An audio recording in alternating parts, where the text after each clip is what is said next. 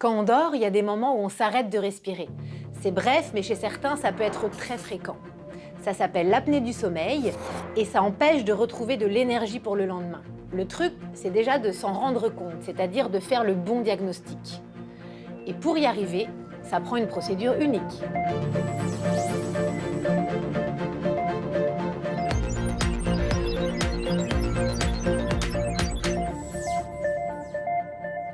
Bonjour docteur Maillet. Pour commencer, est-ce que vous pouvez me dire ce que c'est l'apnée du sommeil? L'apnée du sommeil, c'est d'arrêter de respirer pendant son sommeil. Donc, dans la majorité des cas, c'est causé par l'obstruction des voies aériennes, causé par le relâchement musculaire qui se produit au niveau de tous les muscles, en fait, quand on dort. Quand on respire, on aspire l'air. Donc, la succion qu'on fait pour faire entrer l'air va entraîner la fermeture des voies aériennes qui sont musculaires, donc le pharynx essentiellement.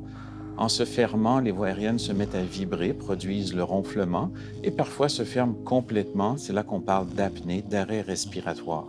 Le cerveau va alors se réveiller pour contracter les muscles, réouvrir les voies aériennes et rétablir la respiration. Et quels sont les facteurs de risque pour ce type de problème? L'obésité ou l'excès de poids augmente de 6 fois les chances de faire de l'apnée du sommeil. Cependant, 40 de nos patients ne sont pas obèses, vont plutôt présenter des anomalies de la mâchoire, donc une petite mâchoire basculée vers l'arrière, des problèmes de congestion nasale. Donc, plus le nez est congestionné, plus il faut tirer fort pour faire entrer l'air, plus ça va entraîner la fermeture des voies aériennes, ou également des anomalies au niveau des amygdales qui vont venir obstruer les voies respiratoires. Est-ce que les hommes ou alors les femmes sont plus susceptibles d'en faire? Est-ce qu'il y a une différence? Il y a une différence avant la ménopause, effectivement. Donc, l'apnée du sommeil est 2 fois plus fréquente chez l'homme que chez la femme préménopausée. Et ça, c'est un effet protecteur des hormones estrogènes et progestérone féminines. Après la ménopause, le nombre de cas est identique entre les hommes et les femmes. Et est-ce que les symptômes sont les mêmes chez les hommes et les femmes, entre fatigue, somnolence? Est-ce que c'est les mêmes manières d'exprimer ça? Donc, c'est très intéressant parce qu'effectivement, les hommes présentent beaucoup plus de somnolence, donc tendance à s'endormir, et les femmes, des tableaux plus de fatigue ou atteinte cognitive, concentration, mémoire, surtout chez la femme préménopausée. Est-ce que ça entraîne aussi d'autres problèmes?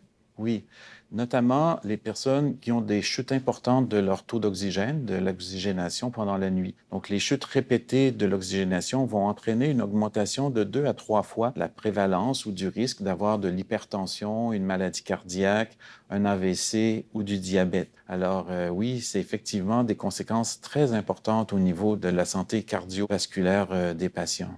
Donc ça veut dire qu'il y a des conséquences à court terme, à long terme, donc c'est important de bien diagnostiquer ce problème-là et de le traiter. Comment on fait pour diagnostiquer alors une apnée du sommeil? Presque 90 de nos diagnostics d'apnée du sommeil sont faits par un appareillage à domicile où on enregistre la respiration, donc le flux d'air au niveau du nez et de la bouche, les mouvements de la cage thoracique et de l'abdomen, ainsi que la position du corps et le taux d'oxygène. C'est un appareil très, très simple. Donc ici, c'est l'enregistreur.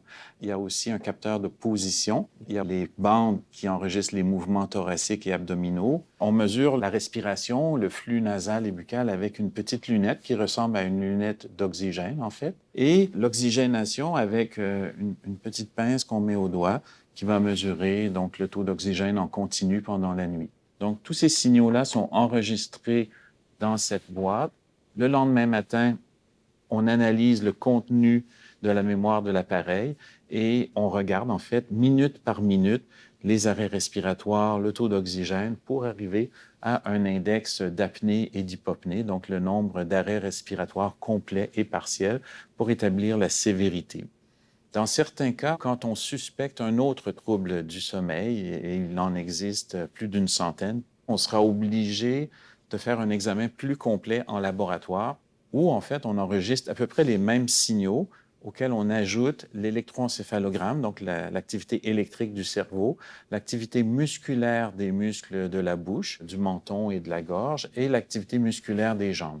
Et une fois qu'on a réussi à diagnostiquer un syndrome d'apnée du sommeil, qu'est-ce qu'on fait pour tenter de le traiter? Donc, on va aller selon les facteurs de risque du patient. Donc, si c'est un patient mince avec une petite mâchoire, on va pouvoir lui proposer une orthèse d'avancée mandibulaire, donc qui avance la mâchoire pour ouvrir les voies aériennes.